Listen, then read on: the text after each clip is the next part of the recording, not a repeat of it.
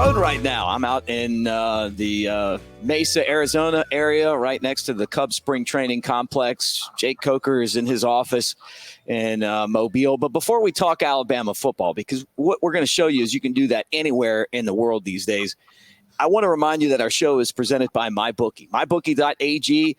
If you're one of those guys that likes to win big trophies, or you like big paydays, or you just like to have fun, man, MyBookie.ag. I don't know about the big paydays, but it's awful fun when you put pizza money down on games and see what you can do with it, parlays, all that stuff. You can do it at MyBookie.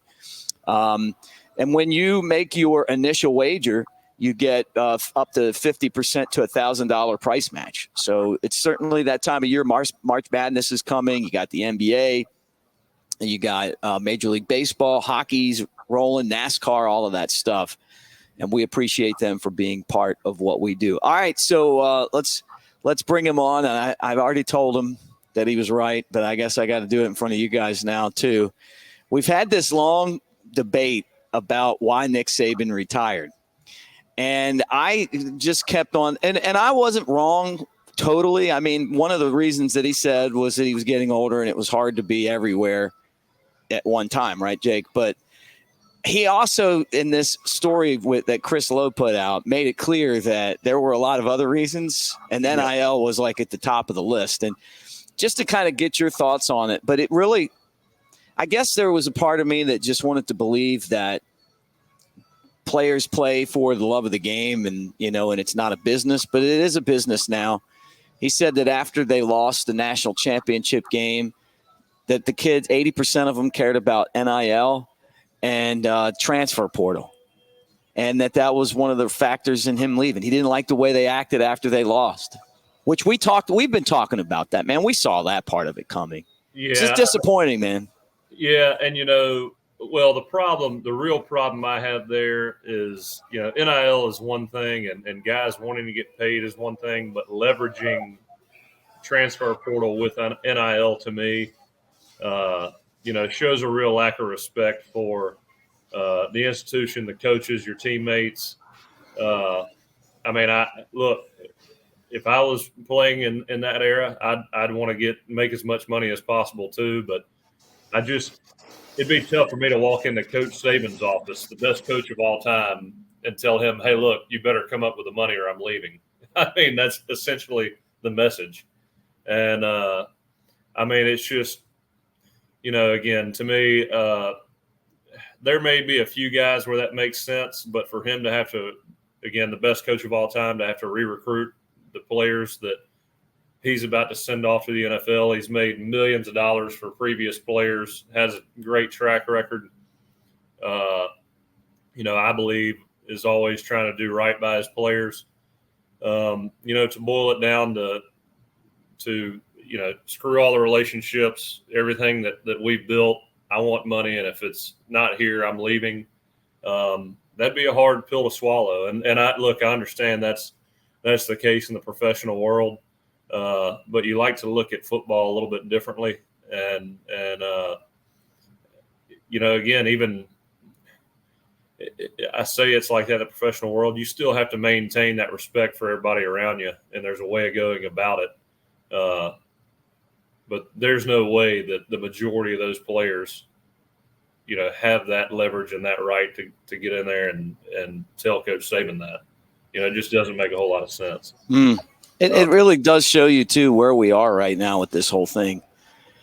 Because they're never going to have an opportunity to play for a better coach than Nick Saban. Not to take anything away from anybody else, but just that it's a special opportunity to have had that guy as your head coach.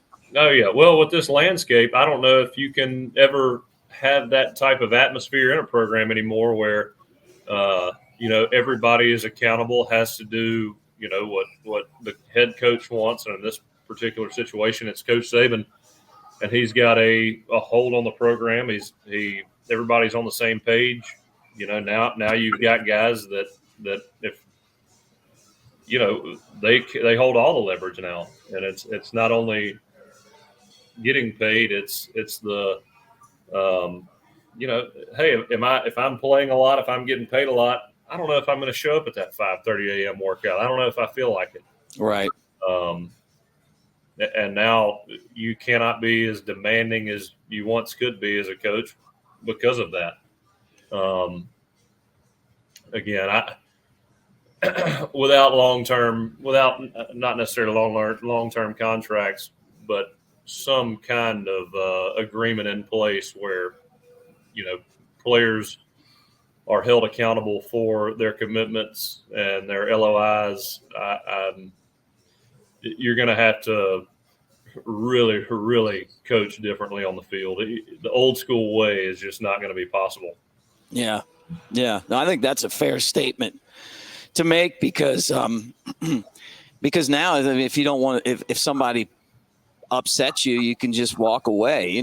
People, we've talked about this before. You transferred, but you didn't transfer because of money or NIL. You went back home, right? And you followed your dream. I mean, right? The rule too is that, I mean, if you've got a guy younger than you that beats you out, and then there's no chance of, I mean, the next year, Jameis won the Heisman Trophy. I mean, he was the man, and essentially there was no way for me to become the guy after that happened. So, again, I loved Florida State. I loved my teammates. It was very difficult for me to leave. I've told that story about, really being a wreck when I was trying to make that decision just because of teammates. And a lot of them came and talked to me at my house before I went and talked to Jimbo, and it made it a really, really tough decision. But not only was I not going to be the guy moving forward, I also had that itch to win a national championship at Alabama. And when I got hurt, my third year, I had a lot of alone time rehabbing and doing all the things necessary to get back on the field. And during that time, what I wanted to do was, I mean, I realized, it wasn't about anything but winning a national championship at Alabama. I thought that, I grew up dreaming about that. It kind of reignited that dream, and that's what I wanted to do. And so after I got hurt and had all that time talking to my family and everybody, I realized that was kind of the ultimate goal for me. Yeah, and it feels like this was more of the potential to hold Alabama hostage over NIL money. Hey, well, how much money is it, am I going to get? And I look back at some of the guys that transferred and some of the guys that transferred without even waiting for the new staff to come in. And I wonder, how many of those guys would have transferred anyway? Even if Saban would have stayed, just because he stayed didn't necessarily mean that they had to stay or that they were going to stay. They could have left in another transfer portal window, I don't know. I mean, he did a great job of handling that situation, but the larger worry to me is where college football is and where it's going and how they're going to fix it. Because I don't know without some sort of legal, basically without some sort of law, I don't know how you fix this. I mean, you can't. There's no governing body for it, and now it's even trickling down to high schools. I saw a story one of my friends sent me that it's the same thing's now starting to happen in high school. Yeah, which is insane. But the crazy thing is about it too is, say a guy stays this year, he says, hey, I need this much to stay. You get him that. And then 6 months later, he's like, well, Oregon still said they're going to pay me $500,000 more, even though you got what you guaranteed me. They said they were going to pay me more, so I'm still going to leave, and you put in all this effort, take all this time to do it. He's just gone. I mean, there's, you don't know whether you're fighting a losing battle or not. Right. And you allocate all this time to getting it done when you probably should be recruiting high school kids or other needs out of the portal. And the guy you thought was in the bag the whole time is gone, and now you're searching for another guy to replace him. Mm-hmm. How do you think that this is going to affect the way that we do college football as a business? I mean, the model right now is, they take all the money from football and they pay for all the other sports with it. I heard Greg Byrne on the next round saying that the student athlete at Alabama, it's like a $200,000 player venture, which makes sense. I mean, if you're flying players on charter flights, which I've been part of that before, I've been through the experience. It's amazing. Like, Oh yeah. you go to great hotels, you go to great resorts, you go to wonderful restaurants. I mean, you're getting treated really well. But the truth of the matter is, and I don't want to say this too loud, so I'm just going to kind of whisper it to you, Jake, and you kind of just tell me what you think is football pays for all that. And I was with women's basketball, but and sometimes men's basketball, but I don't want to say it too loud. But it was all football's money. When are they going to change it to where football is just, it's all about football, where they're because they had a structure which basically economically, and unfortunately I was educated at Alabama, which means I've got a great education and I'm smart enough to understand the economics of this, right? The economics is, and we used to talk about this too in class, but the economics is that we had a product that the people that presented the product weren't compensated for. And that worked out. And, I've talked about this for years. And it happened for a long, long time, right? And at Alabama, I mean, you're talking about almost probably it's a $1 billion corporation, maybe a little less than that in years past, probably more than that now. And the people who brought that product to the field outside of the coaches, but the players weren't compensated for it, right? Now that the players are starting to be compensated for that, I wonder if, just economically speaking, that it changes the whole structure. I mean, does it mean now you spend $100,000 on, basketball, or are those sports going to have to go out and self-generate revenue based on what they bring to the table? What do you do?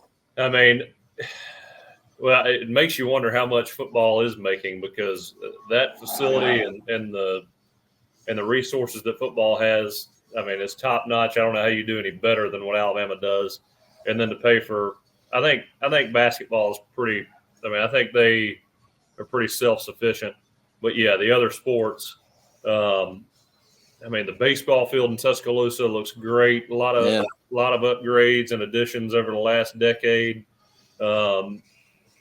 And look, a lot of that is because of how good Coach Saban was, how good the football program was. I mean, look, football will always be big in Alabama, but it was never in the national. I mean, it was in the national spotlight years and years ago, but to this level and the way that media has grown and how much bigger the spotlight's gotten is really, really brought in a whole new level of revenue for Alabama football. So, but when we're not on ESPN every weekend, when we're, obviously there's always waves there, and hopefully Coach DeBoer keeps that up and we can bring in those revenues. But, from my understanding, the money is taken from collectives or individual private sponsorships right now. Yeah. Yeah, that's right. But you're exactly right. So how does that make sense, though? Right? Like that to me doesn't make sense when it comes to the whole structure of this, right? So you're generating all this money, but the way that you're paying the people that are generating the money with their athleticism and their God-given talent and ability to play football is by getting other people to pay for it. You know what I mean? Like, I just feel like as we kind of move forward, that you have to look at that structure and that say, should be funneled into the NIL deals so that we can right, players. Yeah. But it makes sense, right? I mean, when you think that, divert from sports that aren't making any money and put it in the NIL fund. Yeah. I didn't say that. The problem is though, and like I said, is when we are not in the spotlight, Coach Saban is not a defining figure in college football anymore. And look, Kalen DeBoer, he could be that guy. We're going to have to, time will tell.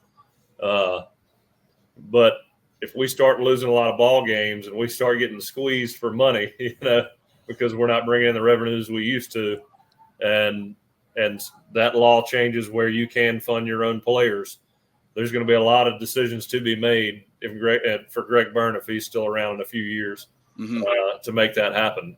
Yeah. You have to make some decisions that aren't very popular among the, what crowd I'm about to speak about. I'm not going to put any labels on it, but a lot of people that want everything to be fair are going to be upset. Yeah, right. Yeah. I say fair. Well, I know what you're saying. Yeah. Equal opportunity crowd.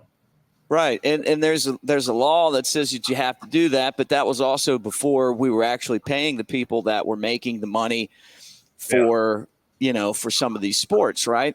And it's not just, what we're seeing right now with women's basketball is that if you have star players, then it can be interesting. I mean, like the top-notch women's teams right now have more well-known players than the men's team. Partly because they don't leave early, but Caitlin Clark is amazing. Angel Reese is amazing. Think about those two. South Carolina and what they're doing. I would think Iowa basketball, South Carolina basketball, I would imagine they bring in enough to cover their expenses, as big as we they think are. So, right? But it puts an emphasis on having to do that, right? Alabama, we've just kind of we've gone, 25 years. I want to say the last time we made a real run was in the late 90s. And it's like you wouldn't even know we had a team. And I know they've got Jay Barker's daughter. She's done amazing. And she's kind of helped lead them to where they have a chance to do something great this year, which we haven't seen in a long time. But it hasn't translated yet into attendance. Yeah. It's been kind of one of those programs where nobody paid attention to. Hey, we have to have this because we have to have it.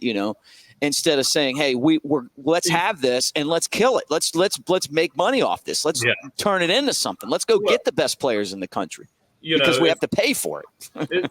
It's the same argument. I mean, if I remember correctly, and it was, a couple years ago, the U.S. women's soccer team wanting equal pay to the men's, and to me, there's no. If you look at Team A, Team B, whether it's women or men, you say, well, how much revenue are you bringing in, and that's how much we'll pay you. That's right. I agree with that. When you want equal pay, it's like, well, let's see who's bringing in the most money, and if it aligns, then that makes sense. If not, then what are we talking about? If you just, literally look at teams as entities and saw how much they brought in, and it would be pretty obvious. You could come up with a formula, no matter who that team was, didn't know anything about them. You just judge based on numbers alone. There's really nothing political about it. It's math. Yeah, right. And my whole point was that there's a whole group of sports like that at Alabama. Some men's, some women's, and everyone's benefited off of football, which is bringing in a ton of money. And it's easier for me, just as a fan of Alabama and a business guy, to not pay as much attention to softball as I do baseball and women's basketball, which are two sports I like, but they don't win anything. I give Coach Murphy a lot of credit because they're constantly on ESPN, which brings value. They're constantly in the College World Series, which brings championships. They're at the top of the standings. I know that the league's gotten a lot more competitive, and the days of Alabama dominating everyone in softball are over. But you know what? It's still they still, I feel like, have a value. Like women's basketball, no one even knows who they're playing. That you don't hear anything about them. No one even cares. Like I talk about it, and baseball, kind of the same thing. They may have a crowd on Friday, but go out there on a Tuesday, and there's like 400 people out there. When you start taking the money away from football, if that's what this comes down to, it is going to change the way. And I'm not even talking about tennis and rowing and some of these other sports that you have. I'm just picking on two sports that I love because they have to raise the bar, or they're kind of, to me, in that area where it's like, man, this is I'm not saying they're going to get rid of baseball, but maybe they turn a lot of these sports into club sports. I don't know. I mean, what are they going to do if they have to start paying? They really have to pay the players like in the NFL. Well, and it's like you said. I mean, even if you win, it doesn't necessarily mean that you're going to bring in revenues. You know, the market tends to always decide, especially when people start hurting.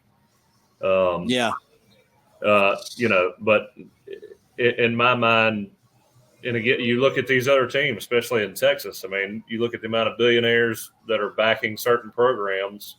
We don't have that in Alabama. We've got plenty of people that make money, but not to that level. Mm-hmm. And can just, or Ohio State, just put money in the program to pay guys, and it's no big deal. You have to collectively give money throughout this state in order to pay people the way that the market seems to be paying them. But we're a national program, an international program. I've had friends that went to Israel tell me that there's an Alabama store somewhere, like in Tel Aviv or something. But we still don't have the money in the collective that Texas or Ohio State has. And that's what I'm getting to. Is it because we've been spoiled by our success? See, when you were young, and you were, in the backyard at my son's age, and you're throwing the ball around, and Alabama's like an 8-win team, like 7 wins on a bad year, 6 wins, right? You then you get older, and all of a sudden, all your adult life, Alabama's been great every year. Me, I would have paid anything to beat Auburn when we lost 6 in a row. I would have paid anything to beat LSU. When 2009 happened, and I've told you that championship means so much to me because we had gone around and lost for so long, man. To actually get to go and watch us at the top of the mountain. And now we've been spoiled because we went back, and then you guys won, and then after that another. I don't know that. I think that that's part of it, but it's a mindset that as Alabama fans we have to get out of that, or it's going to turn into what we had before, so we've got to figure out a way to support this collective. There's never been a time in college football history where you have to have the support of your fan base like this. I mean, it is not nowadays. I mean, if there's money in the collective and you have the ability to get guys there, okay, it's all on the coach. Nowadays, I mean, look, if you're not getting players and you don't have money in your collective, you cannot put it all on the coach anymore. It's it is going to be a team effort from top to bottom within that administration to raise money, market, make us interesting, make us want to be watched, and then sell to fans and boosters that, hey, this is what we need, and have a plan in order to get those players that are going to change a program like Ryan Williams. Yeah. And then look, and that was it's a big get for Alabama. I still think Ryan Williams was the Julio Jones moment for Coach DeBoer, and I was looking at some of the visitors that Alabama's had. Caleb Cunningham, who's from Choctaw, Mississippi. I think Choctaw County, Mississippi, 5-star wide receiver at practice on Wednesday.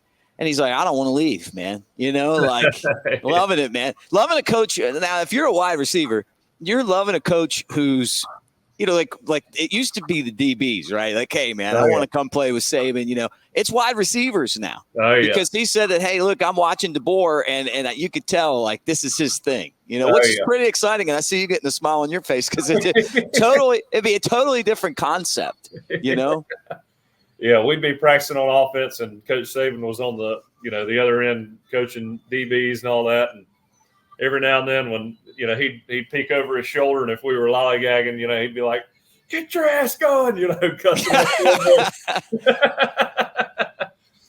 I mean, every now and then you'd get hey, that's a good ball. But that was about 5 to 10% of the time. That's pretty funny.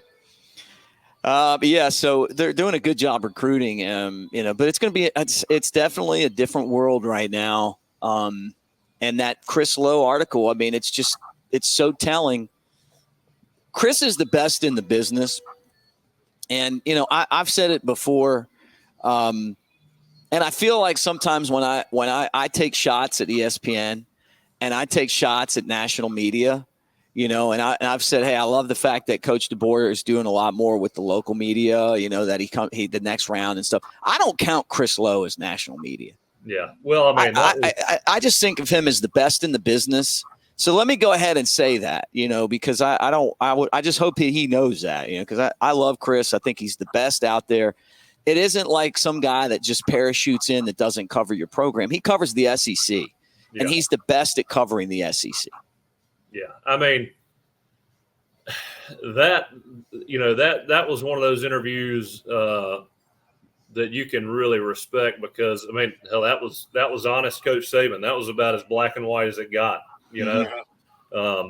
Obviously, I'm sure he could have shared more, but he got the point across, and it's like I think I said on the last show, I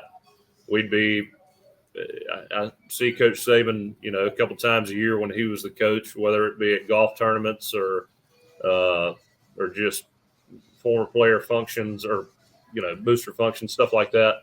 And, I mean, again, I'd, ask him how he's doing, how everything is, how's the family, and he'd be like, oh, they're doing good, but this damn NIL is killing me.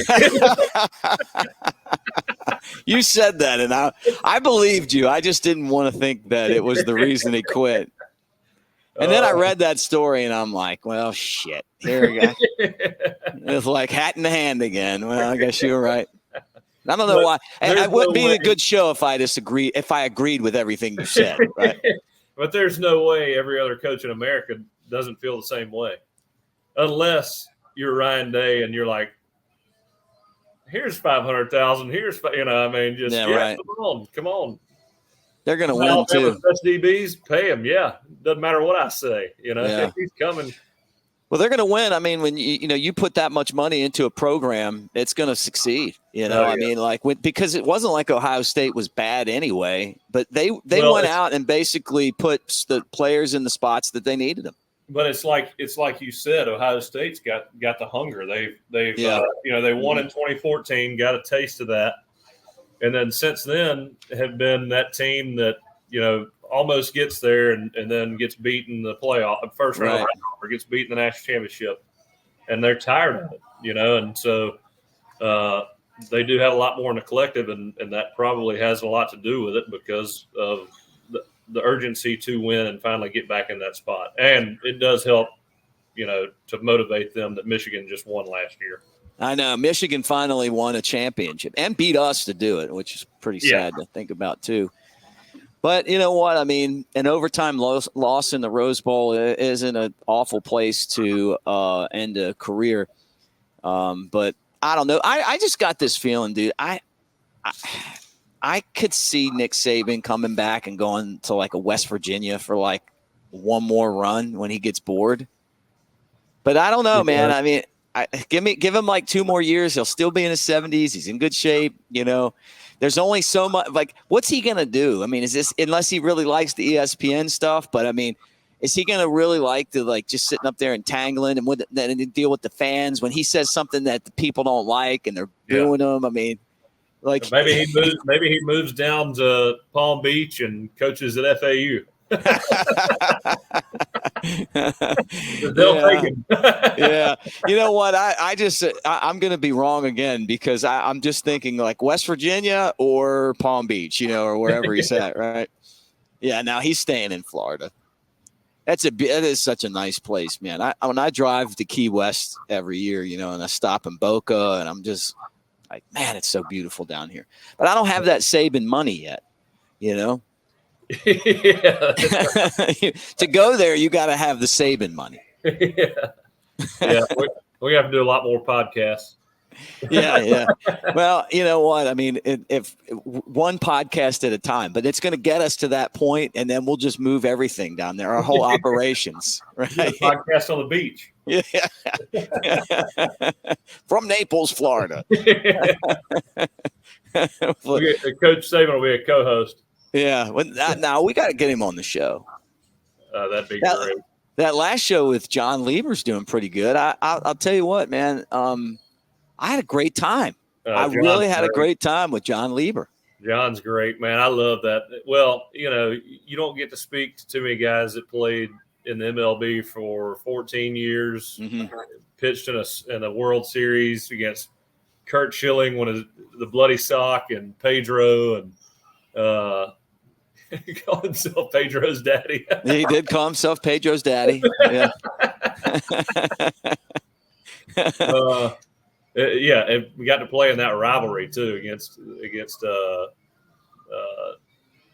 Boston. Well, I guess it was the ALCS, but man, some big time moments in baseball. Laid down a bunt against Randy Johnson.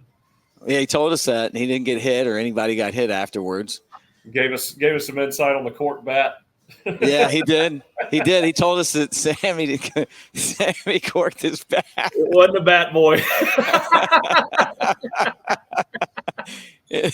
You know what though, and this audience isn't going to appreciate it as much as they will on the Cubs channel, but him supporting Sammy Sosa was refreshing to me too. I want to see Sammy back in baseball, and I really do. I mean, I know he cheated and everything with the steroids, but a ton of other people did, and I don't know. I just think life's so short, man. To be a pitcher facing off against a lot of those guys and saying that they should be in the Hall of Fame says a lot, Yeah, it does. And I mean, he gave some insight too, where back then there was a lot of things that weren't really legal that all of a sudden when it came out, that's true. They pointed the finger and tried to blackball him because it came off as cheating. I mean, to me, worse than all that. I mean, look, stealing signs and that's part of the game, but if the Astros stuff is true where they had, electronics involved, it is, and getting those signs or, I mean, that's crossing the line more so because, I mean, there's no creativity in that. That's just no. The one guy had Altuve there was a video where he had like his chest wired. I'm wired. He says I'm wired. Now and baseball really has themselves to blame because they didn't punish anybody over the cheating. They punished none of the players. They punished the manager. But not in the in the video people, the small end people, like the video guy came in that day and decided to do all that stuff, Yeah. And who knows if the players stepped up and made sure that the guy had money and paid his for his. But a lot of people got fired over that or got in trouble over it, but none of them were players. And and I guess it's kind of the same thing with the steroids era. They punish you now, but they didn't punish you back then. And he said he pitched against him and wasn't worried about it. Yeah, well, they were making money with him back then, I mean, we didn't ask him if he did it. I don't think he did. I mean, he doesn't look, but John. I love John. Great guy. He's not built like he was on steroids. Nothing about him. Nothing Which was about even him. more impressive because Nothing gave me the indicator. Yeah, and he was about as calm up there as you could be, roid rage, I mean, what if you would? Demeanor, and most, you watch a lot of pitchers and they got their hands in their glove or they're like John Rocker, freaking out. I mean, if you told me John Rocker was not, I'd probably be more surprised if you said he wasn't using something. What if you would have asked him one of those questions like the one when you asked him about losing to the Yankees and then he just would have just like freaked out and started tearing the studio up. I'd have grabbed my camera and made sure it was. What'd you say? And he just grabs those license plates and smushed them.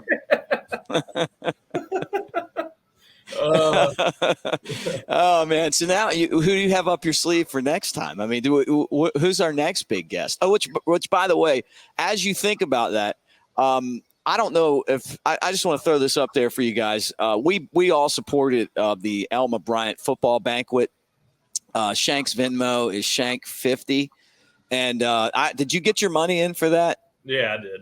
I did too. I'm just reminding you. I think I was the first one of the group to pay just because I was the only one that was up that early when he sent the message.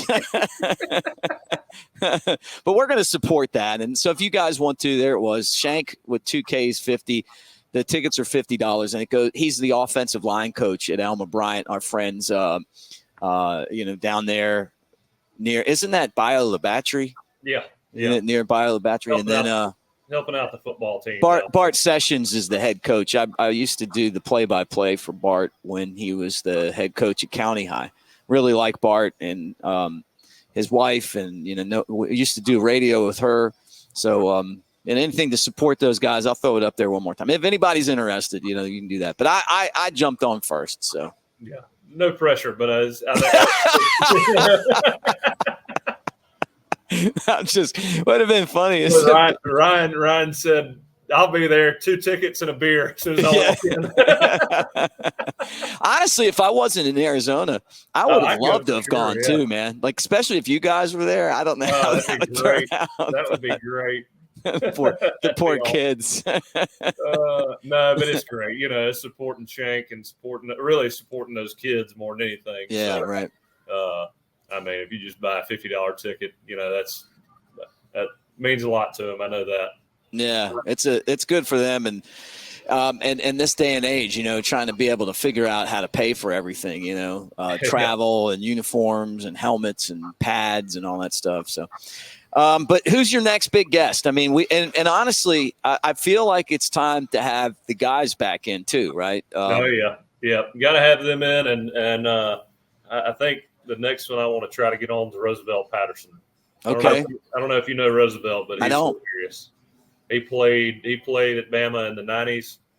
Oh yeah, I do know who you're talking about. Yeah, that would be awesome. He came up through Mobile back when Mobile high school football was. I mean, it's still big, but you had a couple to Blunt and Viger. They were nationally ranked. Mm-hmm. Had a lot of studs out there. Would like to get Electron Williams on here too. He's an Auburn guy, but we've already broken that seal because you invited John Lieber on, and he shows up with an Auburn polo on. But then but typical Auburn wearing gear person is that he sits down and then tells us that he's a Nebraska fan. Oh, okay. Yeah. Hey, we're like Tucker Carlson. We'll interview anybody. We will, right? I don't know. It was great. He's like, his kids go to Auburn, but he's a Nebraska guy. So I was like, hey, we'll talk Nebraska. Oh yeah. John, he's probably willing to donate to that Nebraska collective now. Yeah, right. Yeah, exactly. Yeah. Yeah, it's not fun when you're losing every game, and they're going through what we got a taste of that, and honestly, Shula was kind of bringing us back into where we were competitive again, but it wasn't like with Saban. Now, he also had to deal with the NCAA and scholarship reductions, but he never had the star power that it takes to win, man. You got to have that ability to walk into a room and basically just take it over. The worst part about his whole era was when Prothro and Brody went down. I mean, because you finally felt like we had a chance, and then Prothro breaks his leg, and Brody goes down, and not that the guys behind him, were bad players or anything. It's just that, they weren't ready, and that's a lot in college football. And, yeah, right. Just you feel like you got the wind knocked out of you as soon as that happened. Right. But where's a place, and where was it, and how many of you guys were there, where the most Alabama quarterbacks, starting quarterbacks, or backups too, but in the same place at the same time? Probably at North River Golf Course last year. JP was there. Greg was there. Joe Namath was there. I'm trying to think. I think there was one or two more, but I can't remember. Brody was there. Brody was there. It was a good time. I think AJ might have been there. Heck, I see AJ every now and then, so I kind of forget where I run into him nowadays. Right. Yeah. I think it was 6 of us. I think it was JP, Namath, AJ, Greg, and what was it for? It was supporters of the program, just a golf tournament. They cool. bring in former players to play with each group, and that's when I met what's his name, golly, women's basketball coach you know so well. Wendell. Yeah. Wendell he's awesome. We played together with a group. Oh, he's the best, man. Oh yeah, Coach Hudson. Let me tell you, is he a good golfer?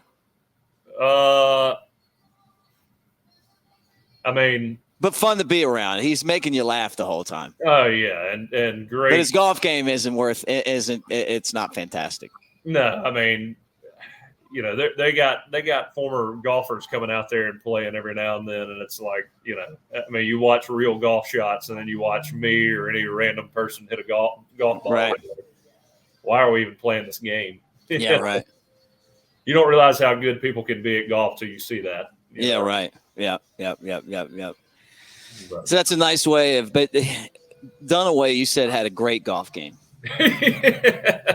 Yeah, a very forgetful golf game. He loves it though. The funny thing about golf is that some people love the game so much, but they're just not that good at it. But they love it, you know, and that's all that matters. I mean, that's what's cool about it, is because you can get out there on the cart. You know, I'm good at driving the cart and drinking beer with you out there. Oh yeah. I played with I won't say his name. I played with an anchor. A TV anchor. I won't even say what kind, but I get in the golf cart and I have a speaker. I always play with a speaker, and in those tournaments, I'll drink a few beers out there. No. And he got in there and lit up a cigar, and he had a whiskey drink at about 9 a.m. And I turned that speaker on. He goes, "Holy shit, this is gonna be the best day ever." I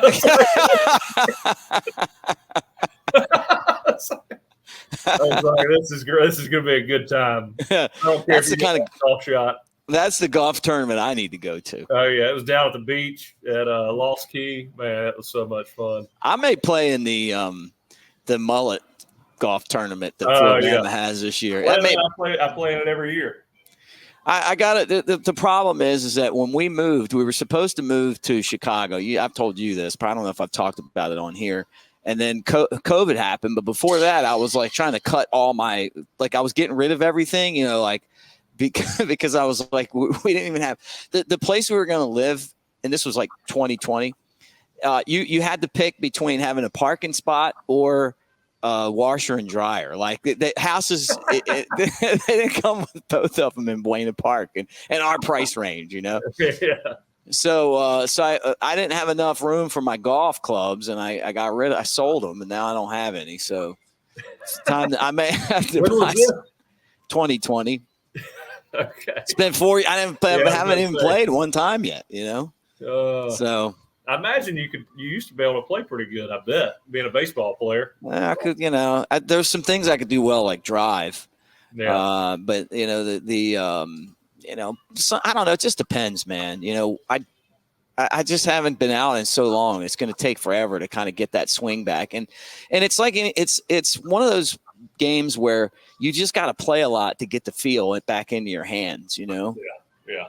But I don't want to ever say I was really good at it. I enjoy it, man. And the other part of it's finding the time to go do it. Oh yeah. You can't be good unless you practice that mid to short range game a lot, you know?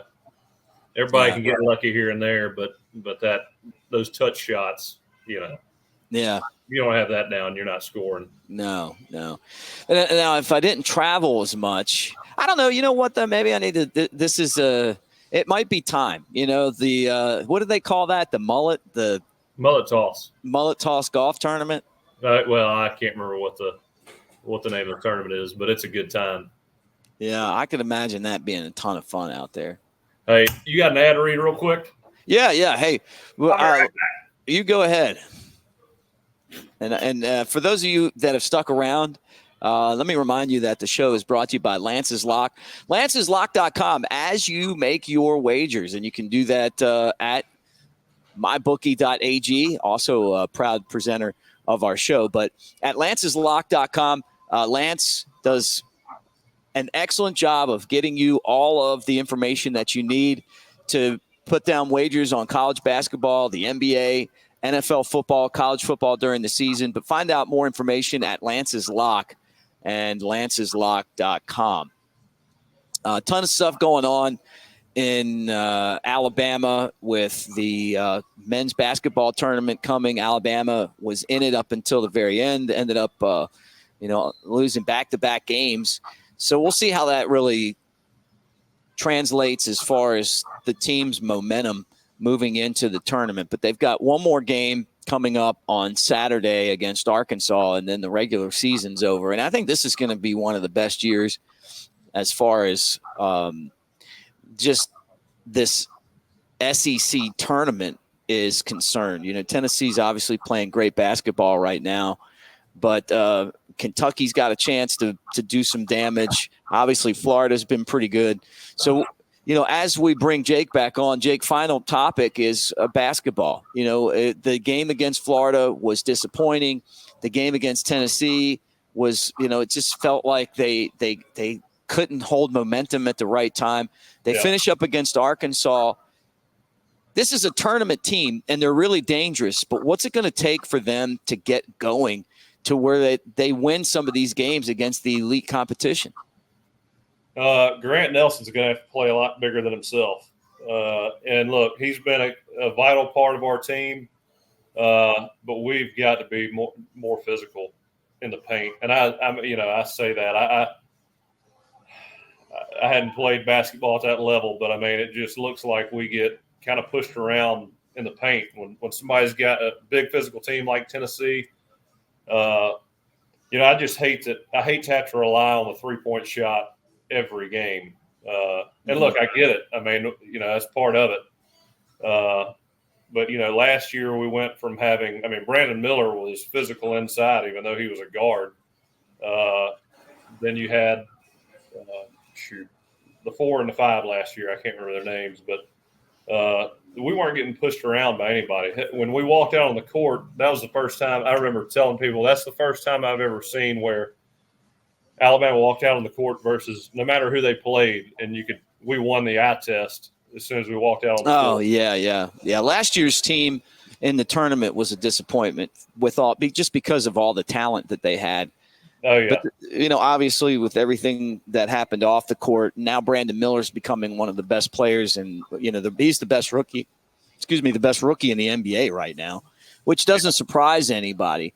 But this team's dangerous just because if they ever got going, you know what I'm saying, with that 3-point shot, they could be one of these teams that you see in the tournament that just runs all the way to the Final Four. Yeah. Well, sometimes I feel like we play so fast that we get reckless out there, and guys start freaking out. They just throw the ball. It's like it's not like it's not like when we move, it's with a purpose. It's some guys just kind of freak out, dribble around, and just throw it away as fast as they can to get the ball out of their hand.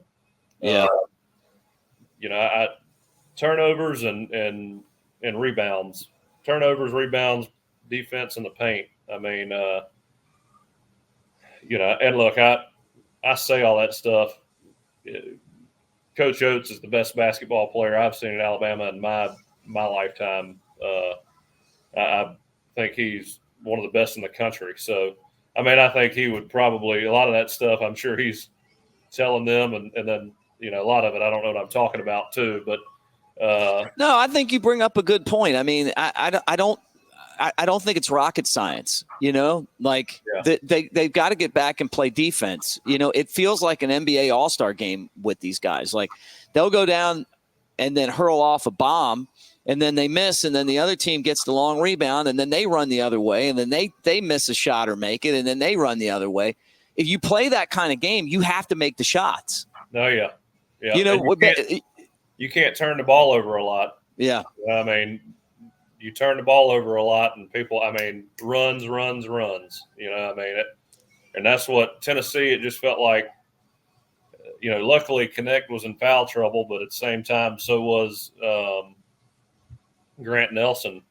But the key moments in the game where we, had to make a play, or at least keep possession of the ball and get a shot off, we were turning it over. I mean, a lot of times it was like we just dropping passes, missing rebounds. Yeah. It was just sloppy, and it wasn't even – it was more physical mistakes than anything.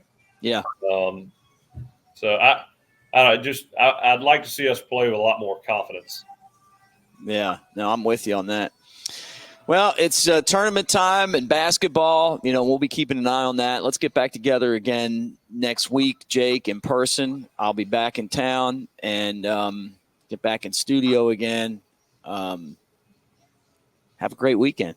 What do you got in store for us? Man, we got a few kids events, and that's about it. So okay, you're going to inflate the bouncy house. Probably inflating the water slide in the backyard. Yeah. The water slide. All right. My 4-year-old, she get that water slide going, and she throws all her clothes off and jumps on that slide. Nice. Funny. Oh yeah, has a good time out there. Oh yeah. Well, thanks guys for hanging out with us. We'll talk to you again next week. But Roll Tide Pods, get in the comment section, comment, talk about it. Love reading those. Give us your opinions on stuff. That's what this is all about. It's a debate show, really, just a fun, let's talk sports show. But anything goes. Yeah, Roll Tide Media, disrupt the media is kind of what we're into. But Roll Tide Pods on Disrupt the Media. And we will talk to you guys again next week. So for Jake Coker, I'm Mick Gillispie. Thanks, guys. Roll Tide. Roll Tide.